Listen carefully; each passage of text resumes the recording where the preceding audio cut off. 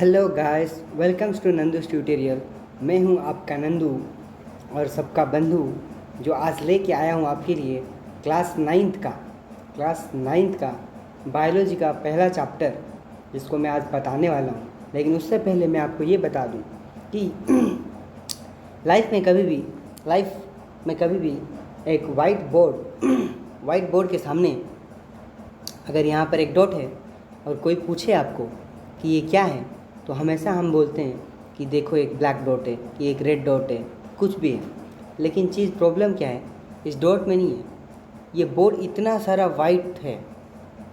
White चीज़ है, ये किसी को नहीं दिखता है।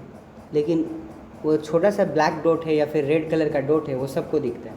तो ये हमारी सबसे प्रॉब्लम है। हमारे ज़िंदगी में भी ऐसे ही, हमारे लाइफ में बहुत सारा अच्छे चीज़ वगैरह है, लेकिन हमेशा हमारे जो नज़र है वो हमेशा गलत चीज़ पे जाती है। हमेशा वो एक प्रॉब्लम के पीछे ही भागती है।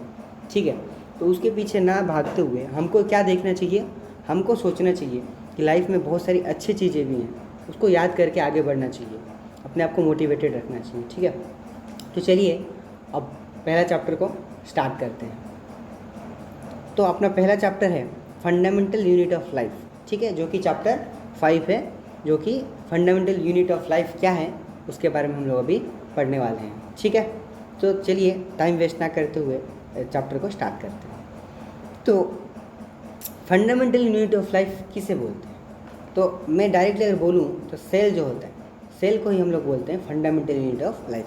जो कि अगर एनिमल सेल अगर देखा जाए तो टिपिकली एक आमतौर पे एक एनिमल सेल ऐसे दिखता है। आप देख सकते हैं ये 3D स्ट्रक्चर है, जहाँ पे कि आपको एक सेल का स्ट्रक्चर दिखाया गया है, जो कि इलेक्ट्रॉन माइक्रोस्कोप से अगर देखेंगे आप तो आपको इस तरीके से वो दिखने वाला है। तो चलिए अब स्टार्ट करते हैं चैप्टर को। तो चैप्टर की कहानी स्टार्ट होती है इस साइंटिस्ट से, जिसका नाम है रॉबर्ट हुक। और रॉबर्ट हुक जो साइंटिस्ट थे, और यही एक्चुअली सेल को डिस्कवर किए थे। और ये अपना एक सिंपल माइक्रोस्कोप बनाए थे। और जो बार्क होता है, जो लकड़ी का बार्क होता है, उस बार्क मतलब जैसे लकड़ी का छिलका हो गया, पेड़ का छिलका हो गया, उस बार्क पे सिंपल माइक्रोस्कोप में वो देखे थे। और देखने के बाद उनको किस तरीके से दिखाई दिया था दोस्तों, आप देख सकते हैं इस तरीके से दिखाई दिया। ये देखिए उनका सिंपल माइक्रोस्कोप था, ये जो सिंपल माइक्रोस्कोप था, और उस वक्त जब देखे बार्क में तो इस तरीके का स्ट्रक्चर दिखाई दिया।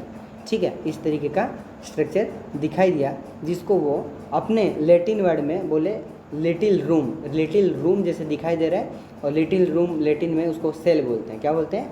सेल। और उसी दिन से जो नाम हो गया, सेल नाम हो गया। ठीक है, तो जो भी स्मॉलेस्ट फंडामेंटल यूनिट जो भी है अपना, एनिमल का हो, प्लांट का हो, वो क्या है अपना सेल। जो लिटिल रूम है उसी को वो साइंटिस्ट नाम दे दिए सेल का नाम दे दिए, और इस तरीके से नाम पड़ गया सेल। और यही जो सेल है, यही सबसे छोटा और सबसे fundamental unit of all living organism है।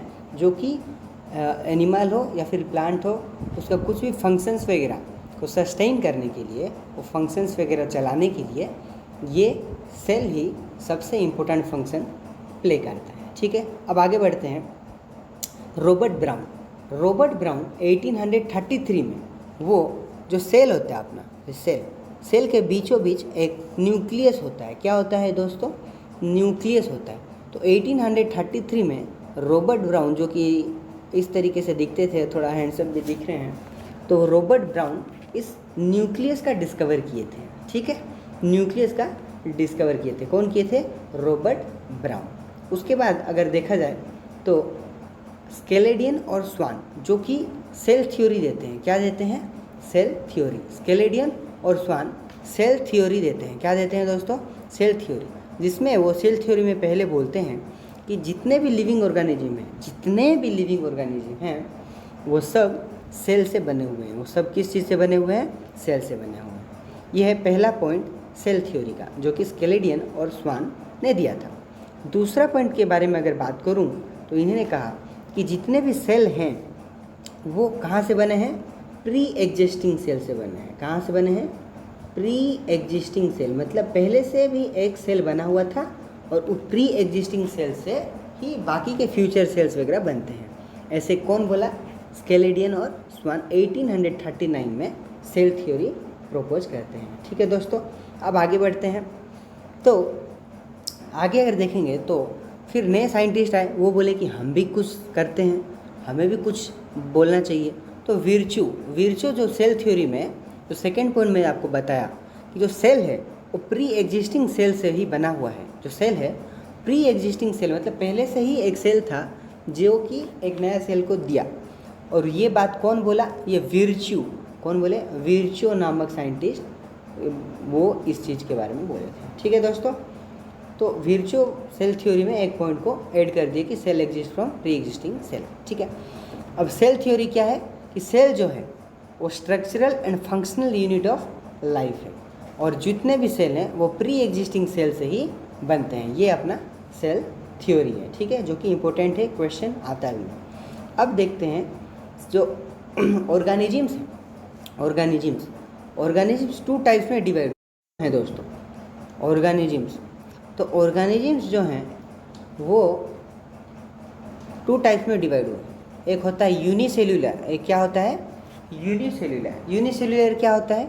यूनी का मतलब है वन, यूनी का मतलब है वन, एक सेल। यूनिसेल्यूलर मतलब एक सेल, वन सेल से अगर बना हुआ है अगर कोई ऑर्गेनिज्म, उसको बोलते हैं यूनिसेल्यूलर ऑर्गेनिज्म। ठीक है दोस्तों, अब देखते हैं यूनिसेल्यूलर ऑर्गेनिज्म जो है एक सेल से बना हुआ है, और उसका एक ही सेल सारा का सारा ऑर्गन्स का, जो भी सारा का सारा ऑर्गन्स का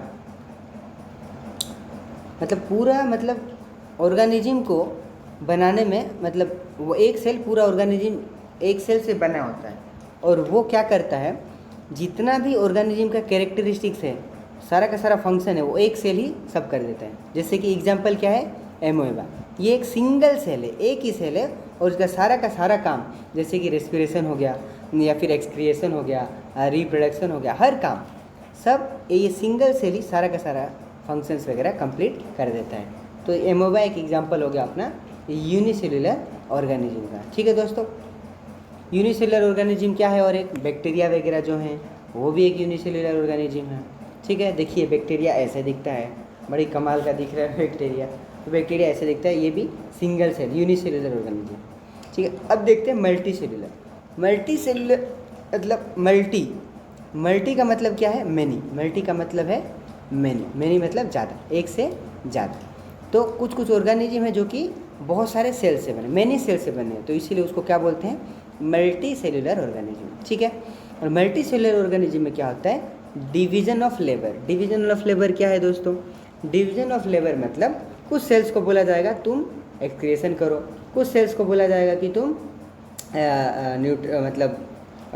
रिप्रोडक्शन कर लो, कुछ सेल्स को बोला जाएगा कि तुम न्यूट्रिशन में हेल्प करो, कुछ सेल्स को बोला जाएगा कि तुम अलग डाइजेशन करो। तो ऐसे क्या होता है? Division of labour. जितना भी काम है ऑर्गेनिज्म में, सारे फंक्शंस को डिवाइड कर देते हैं अलग अलग सेल्स में, इसको बोलते हैं डिवीजन ऑफ लेबर। ठीक है, अब आगे देखते हैं। तो सेल किस चीज़ से बना हुआ है? Cell is made up of its component. Cell भी उसके कंपोनेंट से बनता है, उसको बोलते हैं सेल ऑर्गेनेल्स। उसको क्या बोलते हैं? Cell organelles. तो सेल इस चीज़ से बनता है दोस्तों। तो ये जो है सेल्स जो हैं डिफरेंट शेप के होते हैं। सेल जो होते हैं वो डिफरेंट शेप के होते हैं, डिफरेंट साइज के होते हैं, और अलग अलग टाइप के होते हैं। वो हम लोग नेक्स्ट चैप्टर में देखेंगे उसी, और वो नेक्स्ट पार्ट में आपके लिए पूरा का पूरा डिटेल हम लोग इस चैप्टर का पूरा डिटेल इसके नेक्स्ट पार्ट में आपको देखने को मिलता है। तो अब क्या करना है आपको? अभी बार बार अपने एनसीईआरटी बुक्स को खोलना है और उसको लाइन बाय लाइन जितना तक पढ़ा गया उसको रिवाइज करना है, और उसको अच्छे से बार बार पढ़ना है। क्यों? क्योंकि रिवीजन इज़ द की दोस्तों। ठीक है, इसलिए रिवाइज बार बार करना है। ओके, तो आपको क्या करना है? तब तक अच्छे से अपना बुक निकाल के रिवाइज कीजिए, और नंदिश ट्यूटोरियल के साथ भी जुड़े रहिए, आपके डाउट्स क्लियर होते रहेंगे दोस्तों। ठीक है दोस्तों, इसी के साथ मैं आपसे अलविदा कहता हूँ। और कैसा लगा वीडियो आप बताना, ज़रूर बताना। अगर अच्छा लगे तो लाइक करना, अगर अच्छा ना लगे तो डिसलाइक करना, और डिसलाइक करते हो तो कमेंट करके बताना क्यों डिसलाइक करते हो, क्या किस चीज़ में इम्प्रूवमेंट हो सकता है। ठीक है, और कमेंट करके ये भी बताना कि आप कितना पढ़े हो, कितना समझ में आया, क्या क्या समझ में आया, क्या नहीं समझ में आया, ये भी कमेंट करके बताना दोस्तों। ठीक है दोस्तों, चलिए bye bye, have a good day.